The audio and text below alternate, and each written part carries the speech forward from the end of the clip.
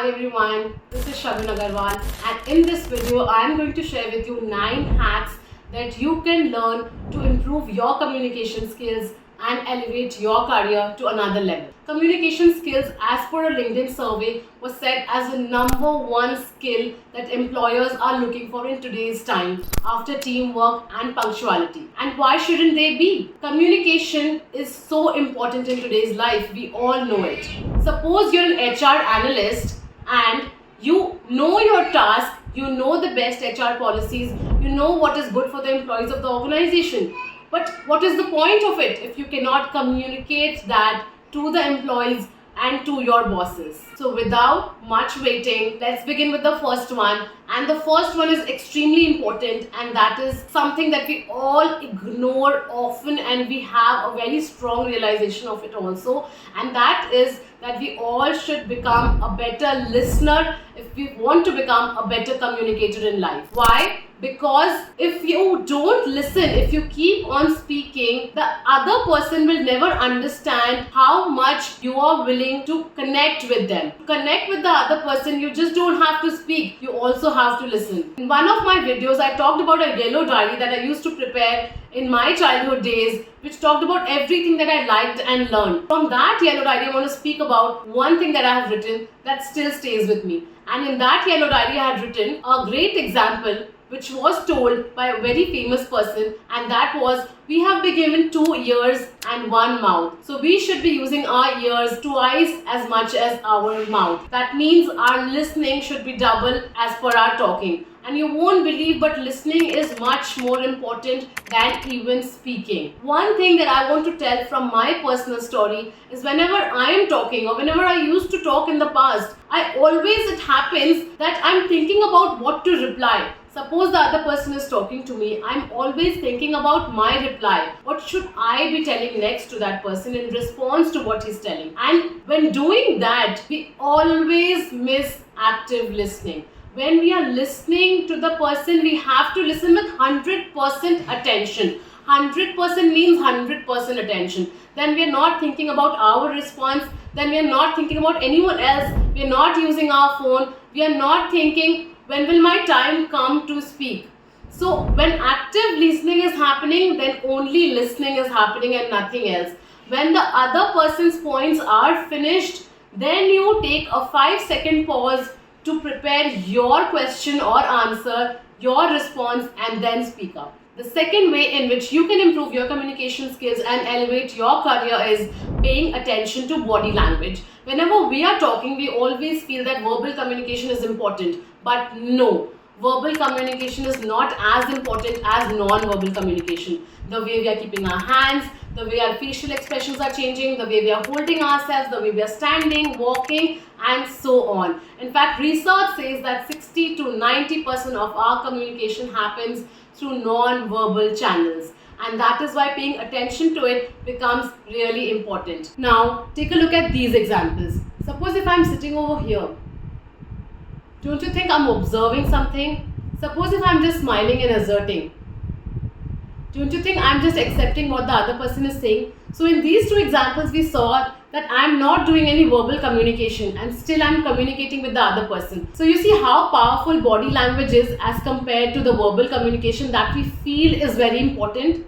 So please pay attention to your body language when you're communicating, because that contributes to 60 to 90% of our communication. The third way to elevate your communication skill is to understand when should you pause while talking. If we are not pausing while talking, the other person is not getting the chance to absorb what we are saying, and the communication breakage happens over here. When we take appropriate pauses, we let the listener absorb what we are saying, and that leads to effective communication. Pausing is as important as speaking. When I was doing my public speaking class, I used to get the feedback that I speak very fast, and I always got the feedback that I should take appropriate pauses while speaking so the audience can understand what I am saying. If you would have seen some of the TED Talks on YouTube, you would always feel that whenever the audience is giving a reaction, there is a very good appropriate pause by the speaker. Also been made to understand there are lots of you here who haven't seen my work, and I feel really sad for you. becomes very important because you're asserting what the audience is saying. You're asserting and you're accepting what the audience is saying. Whenever we are communicating, it's really important to connect to the audience, and that connect will only happen when we make sure that the audience is understanding what we are saying, that the audience is actively listening to us, and that can happen only when we're giving time to the audience to absorb what we are saying. The fourth is the use of filler words such as the. Whenever we're using filler words, it gives an impression to the listener that we are not clear on what we are talking, that we are not confident enough, that it's not clear in our mind as to what we are going to communicate, and that gives a wrong impression. That gives an impression that we are not an effective communicator. The fifth way to elevate your communication skill is the use of simple words and simple language. No matter in what language you are speaking, whether it's Hindi, English, French or any other, make sure that you're using simple words. It's not important to show how many words you know. It's not important to always show off your vocabulary. It's important that you have to make sure that the audience is understanding what you are saying. And it's very important to use simple words that everyone can understand. It's not important to use fancy words. It's important that you're able to communicate properly, that you're able to put across your ideas to the audience in such a manner that they are actively listening to you. There's a very important saying over here which said, intelligent people are able to communicate complex ideas in simple ways. So communicating in a simple way that everyone can understand makes you an effective communicator. The sixth way to elevate your communication skill is by being positive, approachable, assertive, smiling and happy.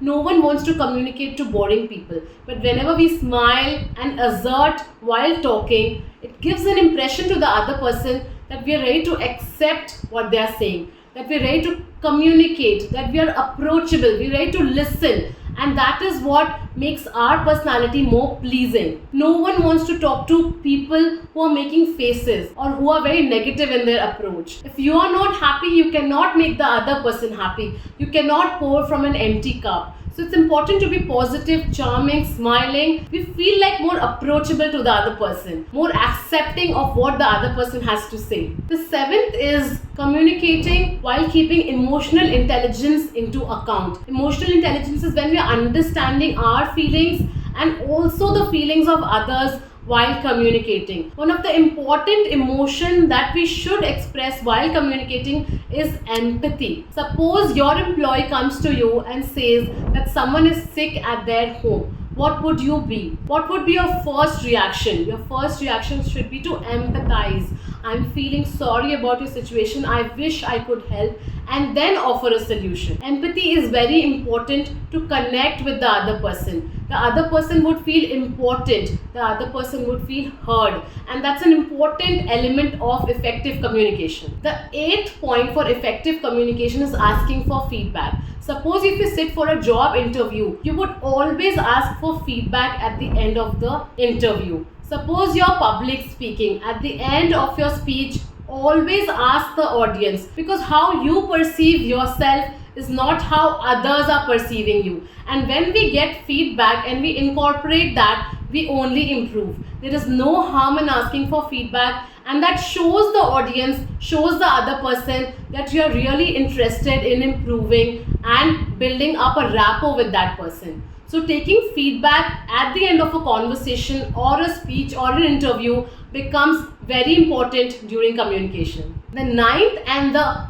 last thing that you want to keep in mind for effective communication is watching your tone. What is the sound that is coming out? How it is coming out? What is the pitch of it? What is the volume of it? Suppose you're having a quarrel or you're having a confrontation with a person. Especially in those situations, your tone becomes really important. You're saying something nasty, but your tone is so polite that it is changing the direction of the conversation. So a tone becomes extremely important in difficult conversations, in difficult situations where you have to tackle difficult people and talk something which becomes really nasty. Tone in speech comprises of volume, projection, intonation and word choice. If you are able to regulate your tone while communicating that really brings a big impact, especially in situations where there's a fight or a quarrel or a confrontation going on between different employees or family members.